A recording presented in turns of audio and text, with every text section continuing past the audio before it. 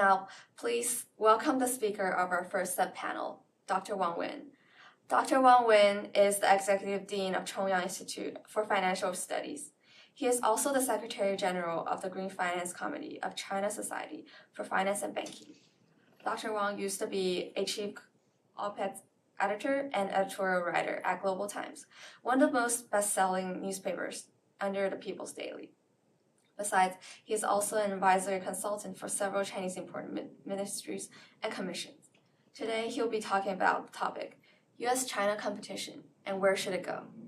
Welcome.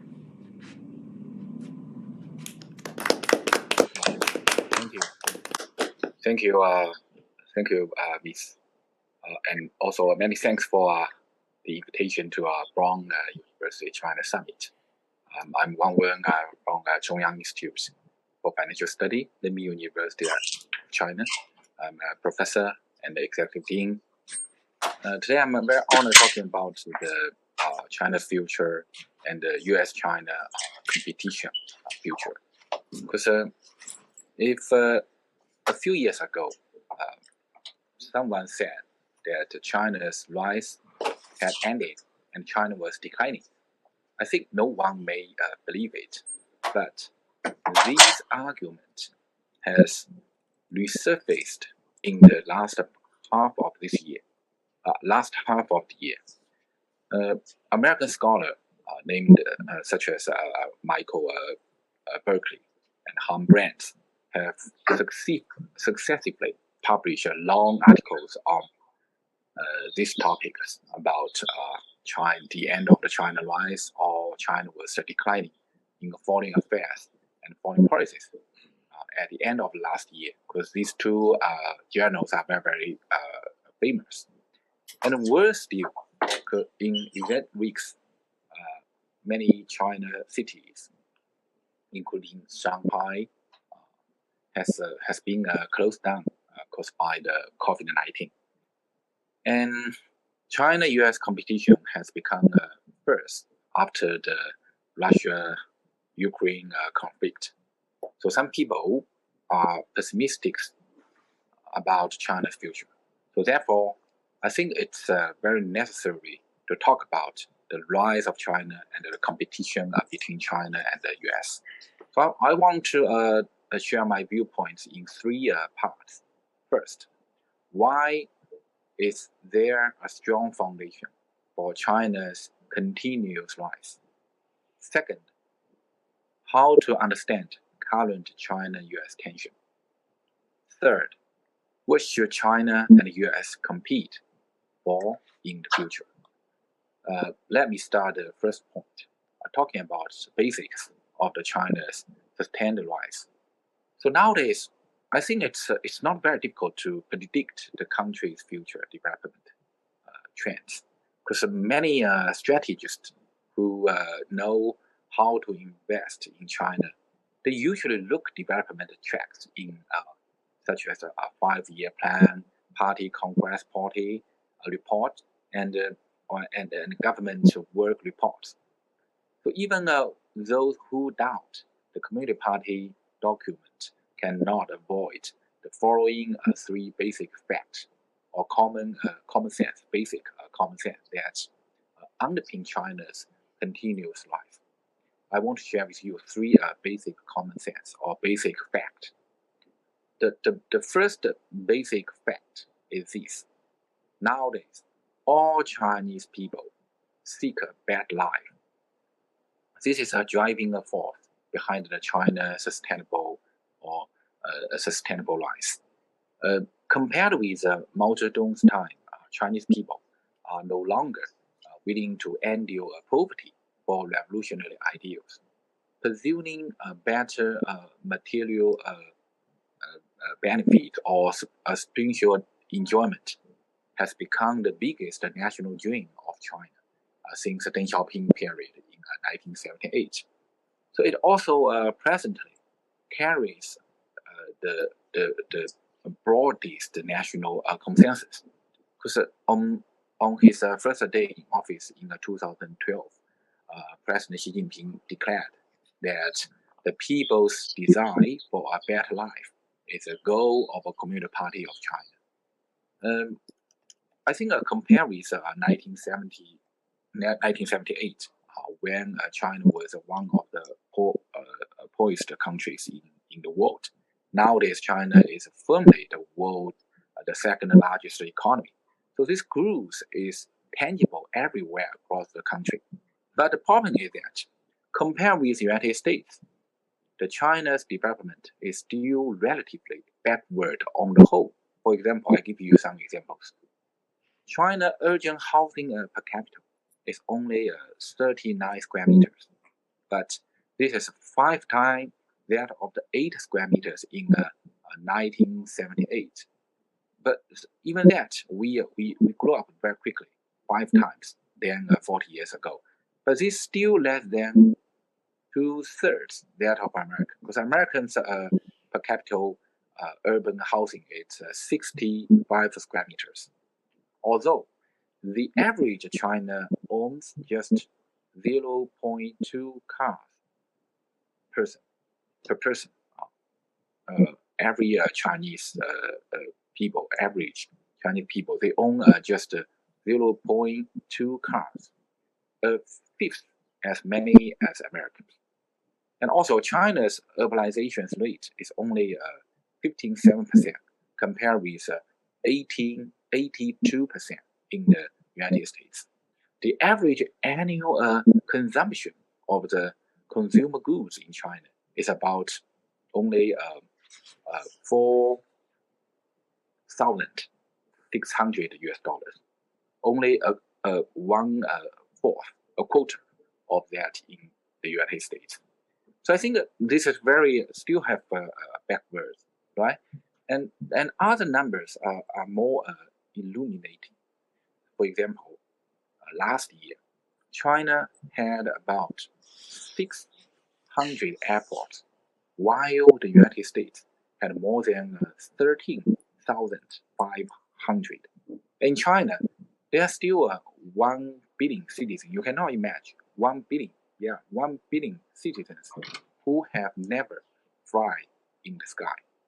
And 200 million Chinese families still don't have the Western toilets in their homes. They just use a basic square toilet instead. Now in China, you cannot believe only 4% of Chinese have a university education degree, compared with about in the United States, 25%. So of course, however, of course, in the first 20 years of the 21st century, China creates 200 million new middle class citizens. The world today witnesses the wide eyes China's prosperity through the high-rise buildings of Shenzhen, Shanghai, particularly Pudong district. But it should not be forgotten that Shenzhen and Pudong were poor places 20 years ago, right? In fact, many parts of China today are just like the Shenzhen and Pudong 20 years ago. They will change it too, soaring to the clouds. So I think common sense tells us that as long as diligent Chinese people want to eat better, live better, and dress better, these will ensure that their personal dreams are gradually realized. And China will have another 200 million middle class resident by 2035. So the value of the world's second largest economy cannot be the upper limit of the Chinese development. So this is the first point I want to share with you, the Chinese people level. But maybe some people will question whether China can maintain policies to sustain this growth. So this is, I think, I want to share with you the second basic factor that many Americans struggle to grasp: the continuity of Chinese policy. The policy of reform and opening up established during the Deng Xiaoping period continued continued very well under Jiang Zemin and Hu Jintao, and drives today under Xi Jinping. And the difference is that some adjustments have been made based on the realistic challenges as times changed dramatically. I'll give you some examples. The one-child policy. One-child policy was continued for more than 30 years, right? And with the emergence of an aging population these years, the policy has been changed to two-child and three-child policy under Xi Jinping. And the other very interesting example is that on the basis of lifting 800 million people out of the poverty, China is pushing rural modernization plan.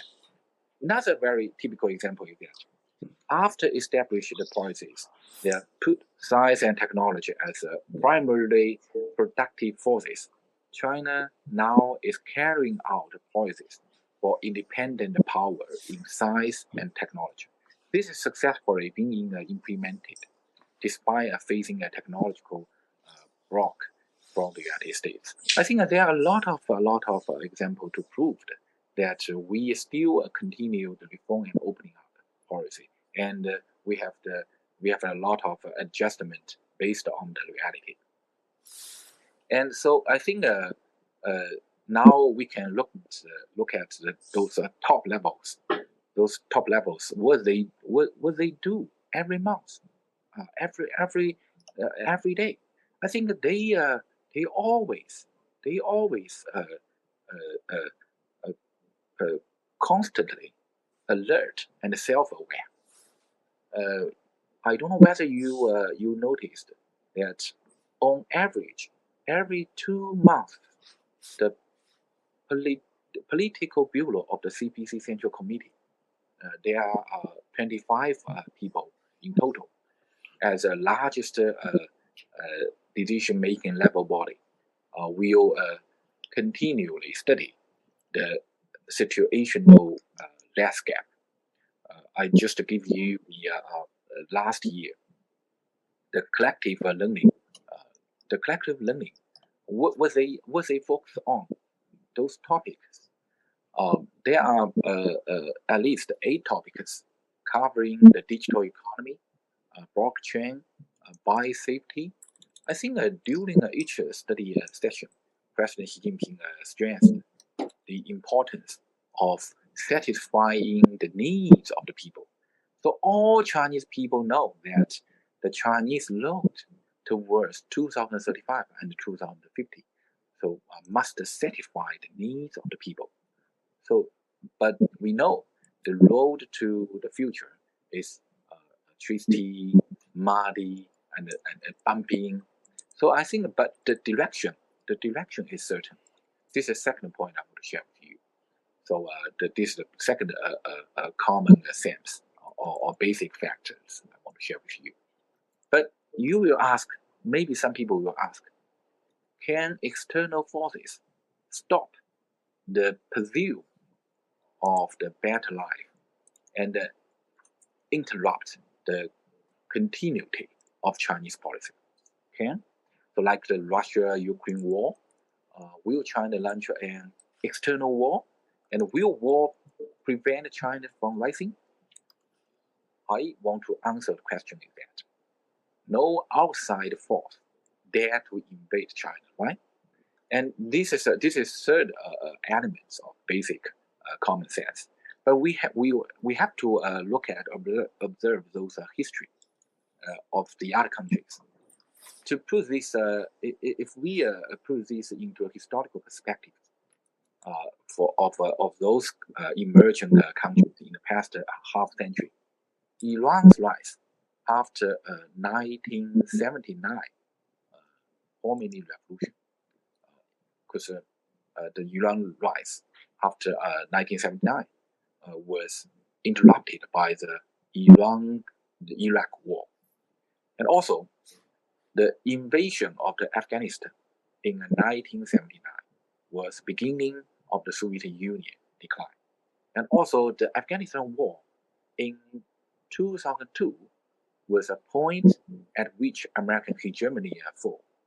So in past 40 years, China was the only major economy not involved in any war. Instead, China always reaped the growing peace dividend, just as United States did in the first half of the 20th century. And China has meanwhile developed and invested aircraft carriers, nuclear submarines, and intercontinental missiles. However, unlike United States, which has hundreds of military bases overseas, China has kept a balance between not waging war and preventing foreign invasion. But at present, so you will ask Taiwan, how about Taiwan issues? But I have to share with you my point is that at present, if the province of Taiwan declares independence, the mainland China will be sure to deploy military force, and Beijing will not hesitate. Beijing will not hesitate to be an enemy of any external forces to help defend the Taiwan province, which is presently the biggest risk for sparking armed conflict in the region, right? So I think this tests the wisdom of Chinese people. It also informs the wisdom and the rationality of the whole world, especially America, to mitigate and prevent risk. So that's the first big point I want to share with you is that based on three basic common sense or basic factors, the probability of the end of China's rise is quite very, very low, and it's too early to say or to predict the China's decline. So this is the first point. The second point is about how to understand the tension between China and America nowadays. Because in the third decade of the 21st century, China has more control over the pace of the development than ever before. Unlike Japan, China cannot be lectured and manipulated by the United States. China is not Iran or China is not Russia either, pursuing a completely anti-US strategy. China maintains its power against the United States and can defend its core interest without being led by the Washington's heavy-handed will. So one very, very important example is that despite the fact that the last U.S. Government, the U.S. administration, including Trump, Pompeo, or even these Biden administrations, Blinken or Pelosi, constantly provoke China in the most vicious language, except for the necessary countermeasures and the criticisms made by the China Ministry of Foreign Affairs. The top decision-making levels of China never counters with harsh words. China's top levels, they keep patience. So China diplomatically avoided provoking the United States more seriously. They prevented China and the US from falling into a new Cold War fight, right? But we have to say that the United States should not take any chances. If the case is similar to bombing of the Chinese embassy in Yugoslavia in 1999, or the collision between the Chinese and the US military aircraft over the South China Sea in 2001 were to happen again, I think China could surely have a strong counterattack. they would be a disaster for China and U.S. relations, and a tragedy for the humanity. So, in this regard, the Washington Post last year reported that the chairman of the Joint Chief of the Staff, Mr. Edward Milley, he had a phone call with the Chinese military and promised not to attack and not to launch attack on China. So if this is true, such a military rationality and a calm, down design, I think should be appreciated. So I think the United States should give up any illusions that China will not fight back. In fact, since the Trump policy toward China, the world has seen that the Beijing has maintained its ability to strike back at others with anti-sanctions moves. I'll give you some examples. The US imposes 25% tariff on China's goods, and then China imposed 25% tariff on US goods. The US closed the Chinese Consul General in Houston, and China closed the US Consul General in Chengdu. And Washington sanctions Chinese officials, and Beijing sanctions against US officials too.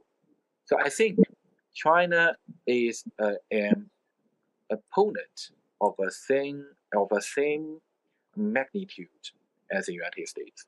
So I agree with Dr. Kinsing's latest statement that no country has a potential to dominate the world. There should be no illusions that United States can dominate China, right? And China's global. So what's the China global strategic goal? I think China global strategic goal is still to maintain the stability of the international order.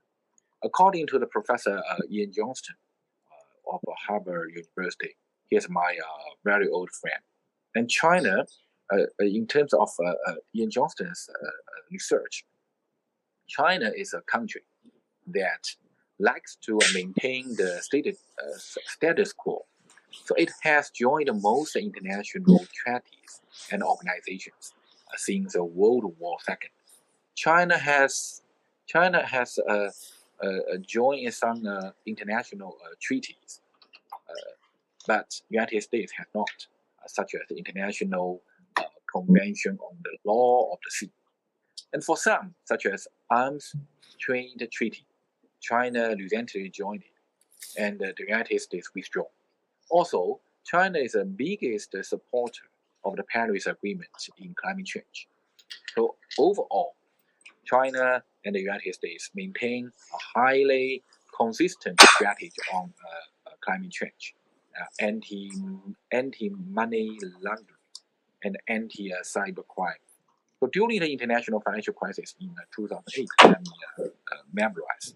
Then their time, United States Secretary of State, the U.S. Secretary of State Hillary Clinton, came to China, hoping to help each other, right? And Secretary Clinton asked China to increase its holdings of U.S. Treasury bonds, and China did. And since 2013, China has promoted the Belt Road Initiative, even inviting the United States to join it many times. Now it's also advocating cooperation with B3W program of the United States. So the total U.S. assets in China has exceeded $2.2 trillion. The average annual profit margin of American company investment in China remain above 15%. In fact, the Federal Retirement Reserve Bond of United States, which controls more than $600 billion, has repeatedly voided to increase investment in China's capital market. From this point of view, it is not in line with the fact if we exaggerate the strategic difference between China and the United States. So I think I have to remind you there is also an often overlooked factor. In no legal document or official reports does the Chinese government claim to surpass other countries as China's strategy goes. Because I don't know whether you know, in 2014, both IMF and the World Bank released a study stating that China's GDP size had surpassed that of the United States. However, the Chinese government did not accept this statement. On the contrary, China has always stressed that it will always be a developing country. It will not accept G2 membership or join the rich countries club. No other country in the history of the world has ever been as self-disciplined as China has with its rise. So China declares that it will never seek hegemony, that it will not be the first to use a nuclear weapon, and that it will never invade any other countries. So it has consciously written these declarations into the constitutions. Indeed, over the course of the past 500 years of globalization, is there any country whose rise has been more civilized than China's? No, I don't think so. So the final big point I want to share with you is the future. How the future of China-US relationships. Because nowadays we are often talking about the China and US competition. So my question is that, what should competition between China and the US be for? Now we all know that human civilization is approaching the close of the first quarter of the 21st century with eyes towards 2050. So what kind of competition do China and the United States needs to truly fathom if they are to advance global civilization in their great power competition? In my opinion, there are three competition fields of the China and the US should do. First, China and the United States should first compete to solve the dilemma of the global development. The US was once making significant contributions to the world after World War II. But the US is the 21st century has failed to promote national health, the creation of the new enterprises, and the continually improvement of employment opportunity in the world. The United States failed to do that since the 21st century.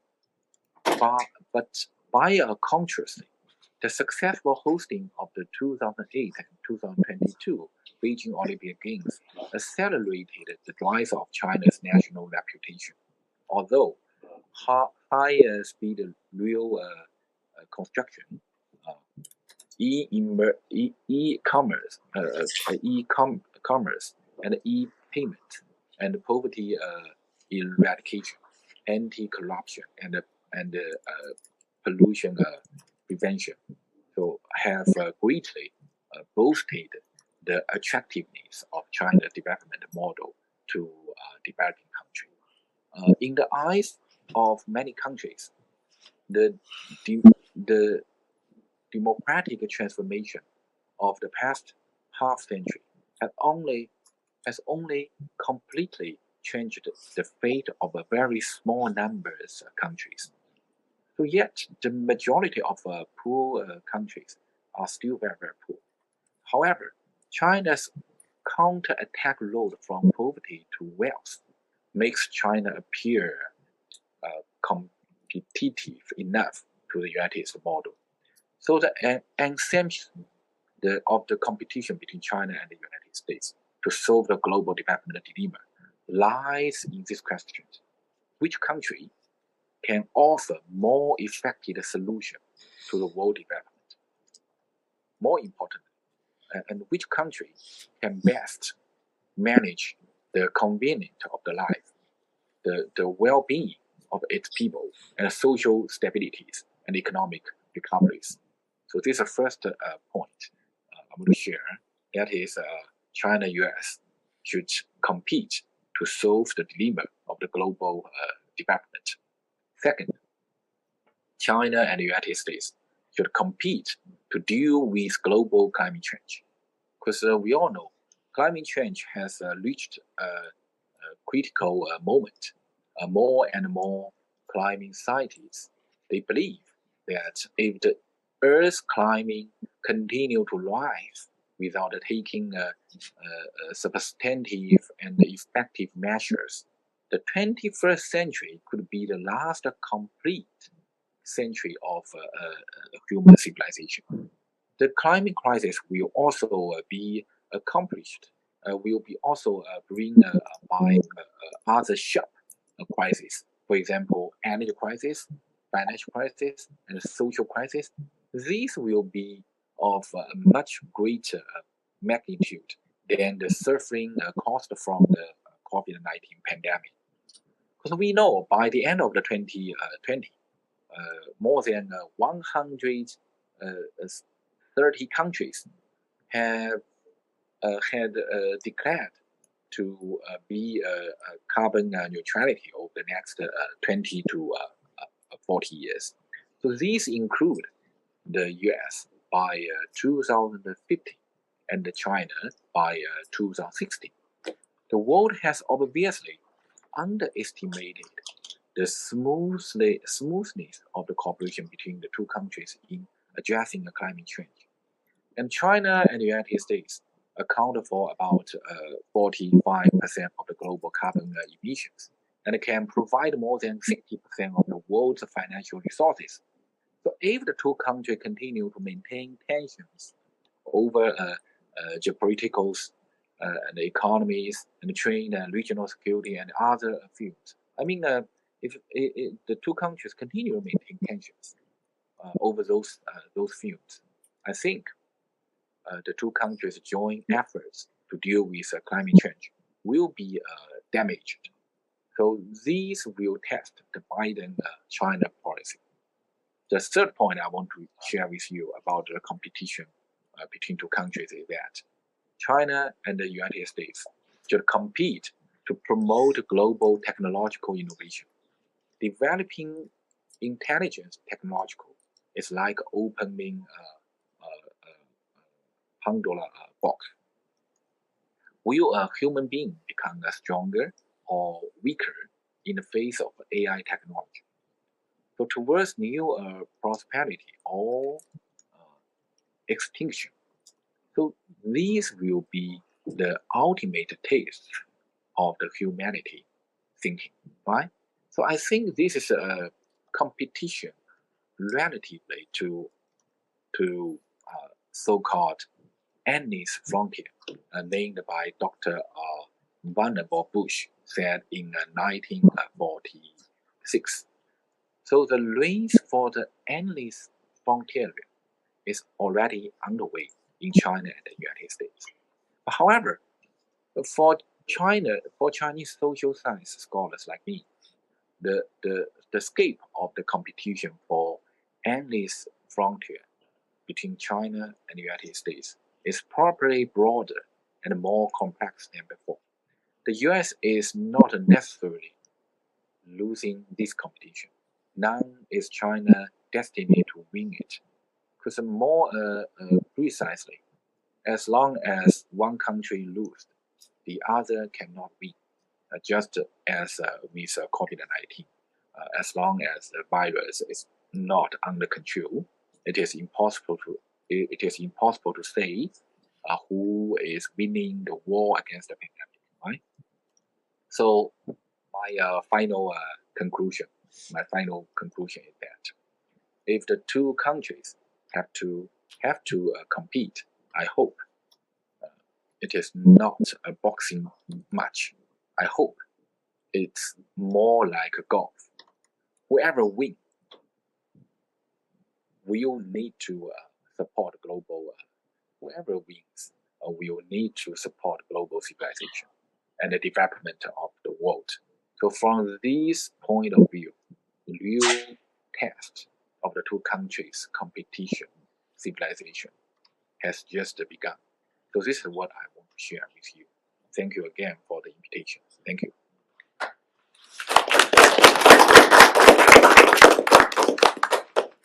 Thank you so much, Dr. Wang Wen, for sharing us insights on China's rise, insider perspective on China's character, and some really novel and interesting viewpoints on how U.S.-China relation should be going in the future.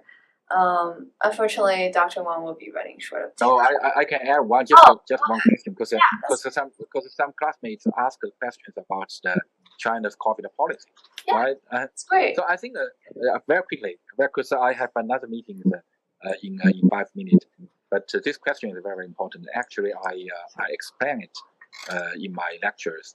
But you are very interested about it because I said that nowadays a lot of the big cities in China still locked down, including Shanghai. This is a big influence. But please trust China and the Chinese people's wisdom. They're very, very smart. I know there are a lot of people, they complain.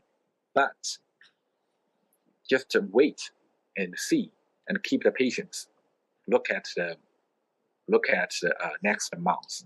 I think finally we can surpass. We can pass the difficulties and then open the city smoothly and gradually.